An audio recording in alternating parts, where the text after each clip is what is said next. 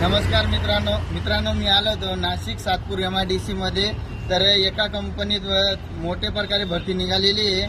तर तिथं लागणारे क्वालिफिकेशन म्हटलं तर 10वी 12वी ऑल ITI, ज्यांना अपेंडिसिस करायचे असेल तो पण आहे, नाही करायचं असेल त्याला पण आहे, आणि ज्यांची अपेंडिसिस झालेली असेल त्यांच्यासाठी पण मोठ्या प्रकारे भरती निघालेली आहे। तर तिथं ड्युटी टाईम म्हटलं तर 8 आवर्स राहणार आहे, प्लस डबल OT राहणार आहे तुम्हाला।